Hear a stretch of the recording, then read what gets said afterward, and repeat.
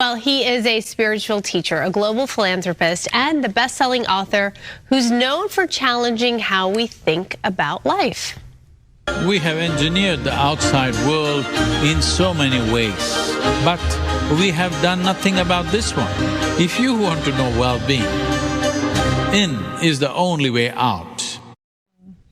Ahead of his tour at Dolby Theatre tonight, Sadhguru here to talk with us about his latest book, Death, a Yogi's Guide to Living, Dying, and Beyond. Welcome to you. Thank you so much for being with us. We're honored to have you. Yes. Interestingly enough, we were just talking about death. It was a story we were discussing earlier, and we all had the same reaction to the thought of death, which makes us feel uncomfortable and morbid. And it's interesting that your topic is about death. What inspired you to touch on this topic, and why is it a topic that people should become more comfortable with? Have you found anybody who does not die? No. There are people who educate, there are people who don't educate, there are people who marry, there are people who don't marry, there are people who party and there are people who don't party. Almost everything that you do in your life, some people may not be doing it. But have you found anybody who does not die? No. So this book is only for those who shall die. So, the most fundamental aspect of our existence here is our mortality. Everything that we are right now, every breath that we take, every experience that we go through is only valuable because we are on a limited lease of time. Yes. If you're here forever, what is the value of you and me sitting here and talking about something or anything for that matter? Right. It's only because it's a limited lease of time. Life is a combination of time and energy, and both are limited. Time rolls ruthlessly for all of us at the same pace. Whether you like it, you don't like it. Nobody has brakes on it. Hello? You can't slow down your time or rewind your time, no such thing, it's rolling away. But energies are in our hands. If we bring it into our capabilities, then we can ride the cycles of time. If you ride the cycles of time, life will become like a beautiful dance. Otherwise, you'll be crushed by the same cycles of time. So life and death are not two separate things. As we are here, right now I can say I'm living, but I'm also dying, I'm in time. It's just that we're trying to kick the can a bit. Yeah. Hello? As far as we can. As far as we can. Yeah. We're only negotiating little more time. Nobody is negotiating life or death. We're only negotiating little more time. We want to see that it runs a full course. But death is right now happening to all of us. We can call this living or we can call this dying, it's the same thing. Wow. But this morbid fear that people have created towards it makes us so unrealistic in the way we handle our lives. If you knew that your time is limited, every moment if you know you have a limited amount of time, would you do something that you don't care for? Wow. I would do everything differently when you think of it that way. We often say things like, treat today as if it were your last day, but most of us don't do that because we're caught up in the everyday cycle and the grind of life, right? You see, you're trying to make a philosophy out of a fact. The fact is all of us die. Is this the last day? Hope it is not so. Hello? Sure. Hope it is not so, we don't want it to be so, but it could be so, that is always there. So you try to make a philosophy, this will make you pacifist. Oh, if this is the last day, what do I do? What is the point of planning? What is the point of building? What is the point of working for this? What is the point of fighting for this? Nothing is worthwhile. Don't make a philosophy of it, it's a fact. We have a limited amount of time. If you're aware of this, if you're conscious of this, you will not do anything that does not truly matter to you. If you, me and everybody here is doing what genuinely matters to us, we are beautiful and the world is beautiful. You've spent over 4 decades helping people navigate mental health, and you're hearing about mental health more and more. For our city, for Angelenos that are overwhelmed by stress, burnout, you've been here, the traffic can be intense every day too. Where can they begin with a small step to just take a little time out of their day to just take a beat? So first of all, you think you must be stressed and then you must calm yourself. What stress means is, your internal mechanism, both psychological and physiological, doesn't have enough lubrication, it's friction. Internal friction is stress. Essentially, whether you call it stress, anxiety, depression, this, that, there are 72 names for different kinds of mental struggles. Essentially, you have turned your intelligence against yourself.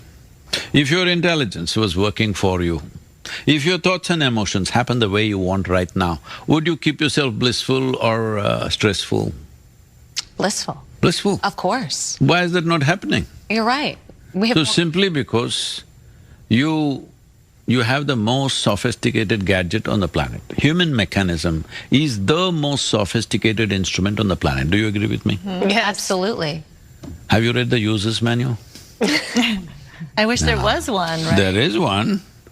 It's just that without understanding the fundamentals of how this works, we are trying to blunder through life and everything seems to be stressful. Tell me one thing that people are not stressed about. Ooh. Not stressed. Not stressed? Yes, That's you a said trick traffic. question. Traffic stress. Traffic means what? Most of you are driving your dream cars. So if you get to stay there for a little longer, what's your problem? You must be enjoying it. So it's just the point of view, shifting your Perspective. mind. It is not right? about a point of view. I'm just saying, suppose your hand is out of control and these two fingers want to poke your eyeballs. Is it normal? No. No. So if your own thoughts and emotions continuously poke you from inside, is it normal? No. But you are making it normal, that's the biggest mistake. It's not normal to be anxious, it's not normal to be stressed. It is just that when majority of the people join in one gang, see, if all of us are smoking, it's normal to be smoking, she doesn't smoke, she's no good. Hello? Yes or no? Yeah. So everybody is stressing, so that's normal. People ask me, Sadhguru, what do you do to unwind yourself? I said, I don't wind myself up. I can see why you are very popular amongst the celebrities. And you know what's exciting is that your event at the Dolby, the home of the Oscars, which is very, as an entertainment reporter, that's very exciting for me. But tell me about getting those celebrity endorsements as well. I mean, for anyone, it means a lot. But See, Tom Brady, Matthew McConaughey. Matthew. Matthew, okay. Look at this is A-list. What I'm saying is, I don't categorize human beings as Right. this and that. I spend a whole lot of time in rural India with tribal women who have no education, who have not even a cell phone. Right. A lot of time. 70% of our activity is in rural spaces. And at one time I was doing this personally, but now our teachers are doing. Our programs are mandatory in all the prisons in southern India, and we also did in Pennsylvania, Kentucky, and yes, and Tennessee also a little bit. Why this is called as enough freedom for imprisoned. People say, Sadhguru, why are you spending so much time with these criminals when we are all waiting and we can't see you? See, I don't see any criminal, I don't see any celebrity, I don't see this and that. I just see human beings in variety of sufferings. Some have created external situations which are unpleasant for themselves. Some are in war zones, some are in famine zones, some are in well-being and suffering. Those who are in war zones, outside situations are threatening their life moment to moment. Famine, enormous suffering, children are dying in front of them. People who are in well-being, people who had good breakfast and came, their suffering means it's their own doing, isn't it? So you're See, if something is poking you from outside, we need to deal with it differently. If you are poking yourself from inside, you need to look at this because this is a very cruel joke on all the people who are not doing well. Hello? Yeah. Because to bring an individual person or a society from poverty to affluence is a humongous task. Takes generations of work and ecologically it's super expensive. Right. But after doing all that, you're miserable, you're a crime. So about celebrities, I don't see them as something different. They're human beings, what everybody is aspiring, some people have made it. Right. So, you value their success, of course, you should recognize their success. But the important thing is, they have reach and they want to use that reach in a responsible manner to impact the world. which is very important. That's good. Because we must understand many great beings have come on this planet. Yes. You can name a few. One that all of you would be familiar with, Jesus. How many people could he speak to in his time? 12 people. Out of that, one of them freaks on him, all right? Right, his apostles. Yeah, and then There. Judas. You go back and see Gautam Buddha, how many did he speak to? A few hundred. You talk about Krishna, a very glorious being, only one person he spoke to, all right? This is the first time you can sit here and talk to the entire world. When you have such a competence, such a capability, if you do not transform human societies, it simply means we don't have enough love in our hearts. I don't want to be that one, that's all. So last year, I'm not saying this to brag, but I'm just telling you what is possible today. 2024, our video reach is 5.23 billion B. Wow. So this is not about me. This is the day, this is the times in which we are living. wow. If a Buddha was here, he would have done the same thing. If a Jesus was here, probably he would have reached more people. Only thing is, their times were such, if they speak, hardly 10 people heard them. Right. We are at a time when we can address the whole humanity. This is the time. In this transformation of the individual human being, one of the most important thing is to address the mortal nature of who we are. Because if we do not understand, and if we are not conscious, we may understand, but we are not conscious as we sit here, the number of breaths that we are taking is not unlimited. It's going to get over. We can do exercise, we can do yoga, we can improve this and push it a little bit, but it's not for good. When we know this, we would organize ourselves, we would become far more sensitive and tender to life around us. If, as I said earlier, if all of us were doing what truly matters, this would be a wonderful world. Let's make it happen. Yeah, speaking of your reach, we're seeing the video of you talking to so many people and getting the word out there. You have also a free meditation app for people to do that work for themselves. Yes, it took us over two and a half years to put this meditation together, this app together rather. It's an intelligent app which does its own things. This is a 7-minute effort that you can do about yourself. 7 minutes a day if you dedicate for your mental well-being, it will make a difference. There are already a few million people doing this.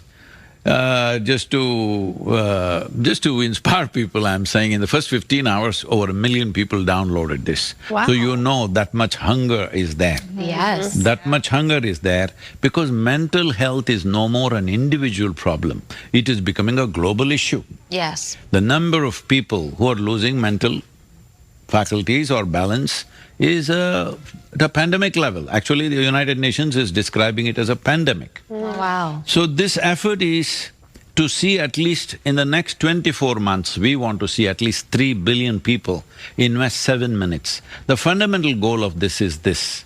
See, in 1866, some survey shows over 50% of the American population did not have teeth by the time they crossed 45 years of age. Because they did not brush their teeth. Right, okay. In the Wild West, you think they were shooting guns, but they were not brushing teeth, all right? So it took our mothers to tell us, you must brush your teeth, no brushing, no breakfast, whatever in their own way. They insisted we must brush till we realized the significance of it. If nobody told us, we would be in the same condition. Early on, somebody told us. So similarly, I want to see a simple aspect of meditation. Yogic processes should not be in the hands of a guru or an institution or an administration. It must be in families. It must pass on from generation to generation as brushing teeth happens, just like that. Everybody should know some simple thing to address their own mental well-being. So this is the effort of Miracle of Mind, to bring this to every family on the planet so that it is transmitted by them. And if they're afraid they may do it wrongly, that is why the videos are there, the app is there, they can just use it. It's a free app. Resources. It costs us a lot of resource, but we are offering it free because this is a commitment we have. We want to touch 3 billion people or 3 billion families, which will transmit this by themselves for generations to come, it's very, very important. Well, download that app, and also you can catch Sadhguru at the Dolby Theater tonight at 7:30. And of course, pick up the book, Death, A Yogi's Guide to Living, Dying, and Beyond at your favorite bookstore, or we just found out it's on Audible as well. You can download it and listen to it. And it's your voice. It's your Yes, it's voice, in which my makes voice. it extra special. Thank you so much for Thank you. coming. We really Thank you very appreciate it. So much wisdom. Thank you for sharing that with Thank you. us. And Wonderful. hey, Saturday's International Yoga Day, you guys. So go out there and Savasana. That's my work on that mental health and the body and the mind and the spirit. We'll be right back. Are we done? Almost. Almost.